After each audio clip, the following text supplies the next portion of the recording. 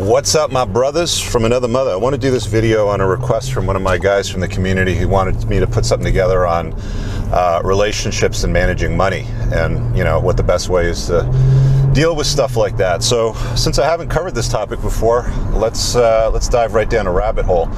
I'm going to say this. I'm going to deal with this from the perspective of the West. Okay, a lot of guys would have the opinion that there's different ways to run money and relationships, and it's okay and safe to date down. And when I say date down, I mean date down financially, which is fairly common throughout the world. Let's close this. We're getting some background noise, which is fairly common around the world, but I think in the Western world, like Western countries specifically, modern first world Western countries, because of family law and how it can impose its beliefs on you, if we can put it that way, you got to be super careful with the way that you run money and relationships. So I'm not talking about dating on a short-term basis, friends with benefits, spinning plates, dating multiple women non-monogamously. I'm talking about you're in a relationship. Like,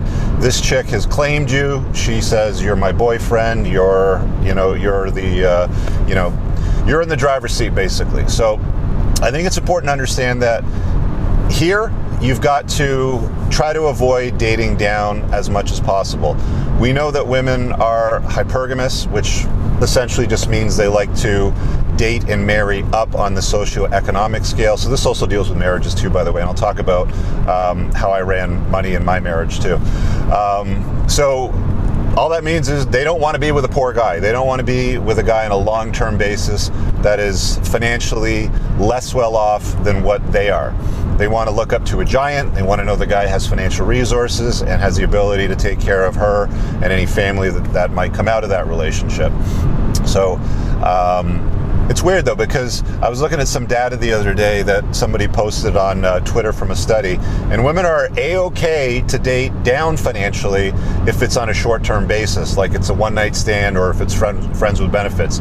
If you're Chad enough, if you're an alpha dude, she's okay. It doesn't matter. She'll look the other way if you don't have any money. But when it comes to relationships and marriage, women prefer to date up in the socioeconomic scale. It's why you'll see, the chief financial officer of a big multinational corporation will wife up a $40,000 a year hairdresser. Dude makes $250,000, she makes $50,000 a year at best, right? So it happens often.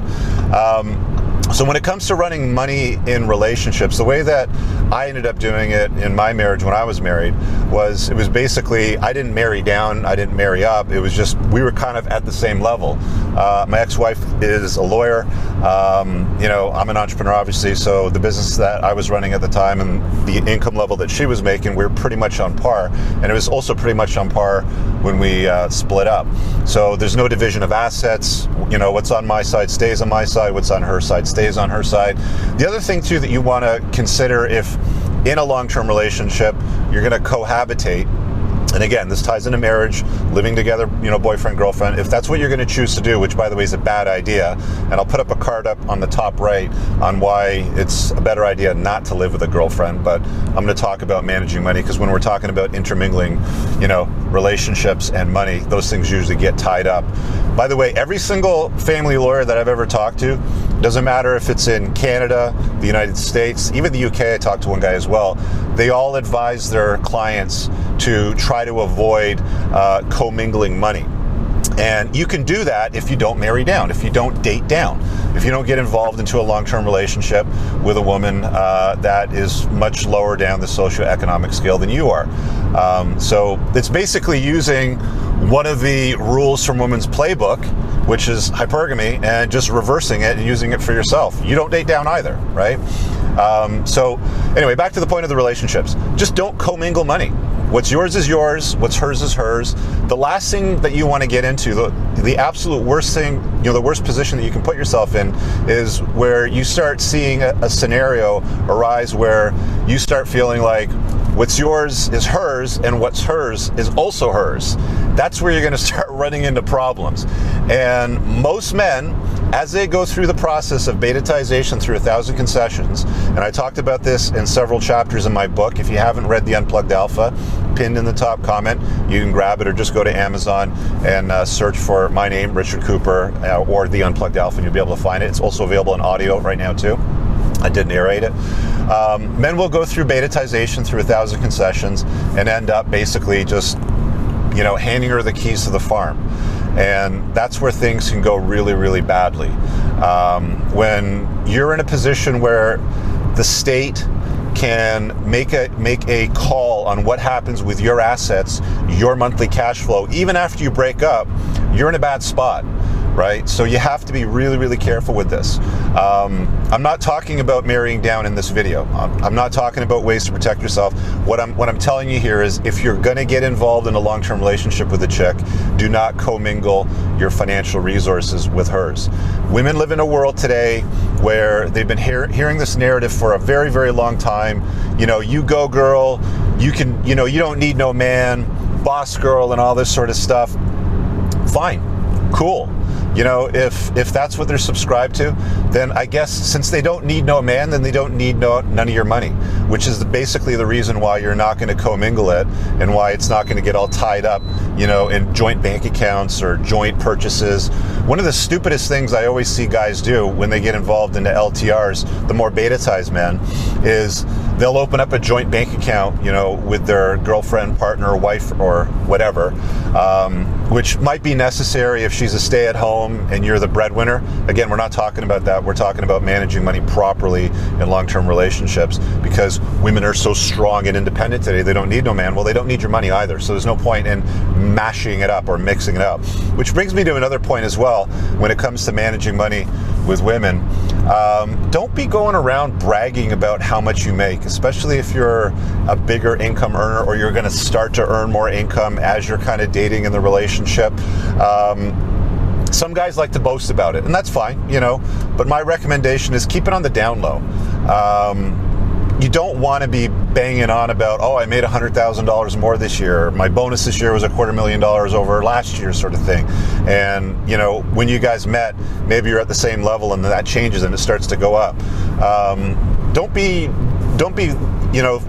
like throwing around bucks deluxe and making it obvious that you're making that much more money. And again, this only applies to Western countries. This is something you can do in other places in the world where the state is not so hostile towards men and or fathers as you kind of, go down that long-term relationship as it might develop. Again, I have to make that very, very clear. We're talking about Western countries where the state, meaning the government, is quite hostile towards men and fathers when it comes to how women are protected. Again, the first chapter I opened up in my book, I needed to establish the baseline before I built up kind of the story and the different chapters in the book, that we live in a female first primary social order.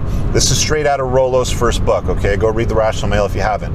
But you have to understand, everything that's designed around us here in the West, I live in Canada, everything that's designed around us is designed to protect and preserve women, and is quite hostile as a consequence towards men and fathers. Now, you're going to have some people balk at that. Who hurt you, Rich? Whatever. Let them cry about it.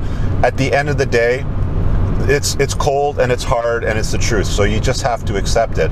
So as a guy, you still have, a sexual imperative to want to be involved with women. There's absolutely nothing wrong with that. Enjoy, have fun, but you have to understand that there has to be a level of protection when you live in a Western country. Not so true in other countries. There's other countries that aren't hostile towards men and father. They can go around swinging big D, buying all kinds of stuff. They can date right down the socioeconomic scale. Even on a long-term basis, they can easily run harems. And if there's problems, it's just get lost, we'll see you later, it's comply or goodbye. It's a little bit different here. So when it comes to dating and getting into relationships or marriages in the West, anything on a long-term basis, be very, very careful. This is just a protective measure. This is a level of insurance, if you will, to protect yourself if, not so much if, but when that relationship unties itself. We're not particularly good at monogamy, as I talked about as well in one of the chapters of my books. So most relationships do have an expiry date. So you have to keep that in mind.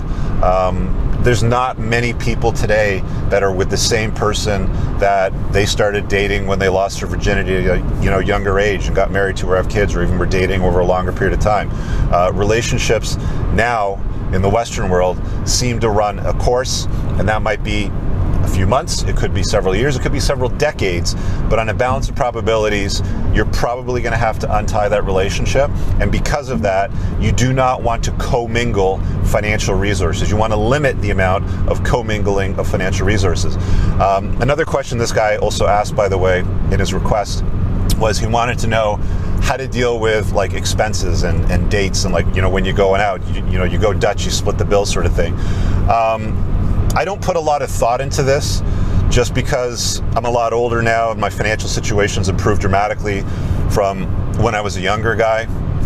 If I was a younger guy, I wasn't making nearly as much as I am today, but you're making a lot less, and women seem to make about as much money as men if they're in the workforce. In many cases, because of how they manage themselves today, there's a lot of women that actually make just as much, if not more than a lot of dudes. You decide how you want to run it. You want to run Dutch, you want to pay one time and she pays the next time. It doesn't matter. For a guy at my age, I don't even think about it.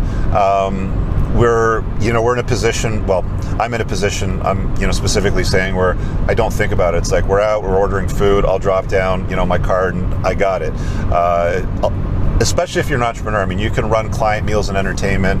It really doesn't put that much of a dent into your financial resources. So older guys probably think about it a lot less. Younger guys should probably consider it. You don't want to be going around feeding women, taking them out on dates all the time, spending money on them, and there's nothing coming out of it in return, especially if they're making you wait, like, oh, I'm going to make you wait 8 or 9 dates before I'm intimate you. Yeah. That's a rule that you make for betas, but it's also a rule that you break for alpha males that you're banging on the first night, when you meet them, even if they're broke as a joke and they have a criminal record. So be very, very careful. It's a lot easier in the West to prepare yourself for problems than to deal with the problems after they explode on you, because when they blow up, man, it's brutal. I mean, one of the best things that I could have done in my marriage was not marry down. I had to deal with very little in the way of financial conflict. The biggest conflict that I had to deal with really was parenting arrangements, and that's pretty hard in itself. But if you compound that with financial issues tied into access to your children, if you're untying a knot when you've been married, or if you've had kids, even if you haven't been married, it's still deemed as a marriage by the state, by the way. You have to be careful with it. So, long story out of all of that, do not tie up your financial resources with women on a long-term basis, especially if they don't need no man. Let them take care of their own stuff. You got your own stuff. Watch that card that I linked up on the top right. If you need coaching on something like this, there's a link below. You can book me for private one-on-one consults. And if you want to get in my men's community to join a bunch of other like-minded dudes chasing excellence, not women, putting a dent in the universe, there's a link for all that, along with a bunch of other stuff in the pinned top comment. Leave a comment below. What is your approach to money and relationships? Smash the like button. Somebody that needs to see this, give it a share.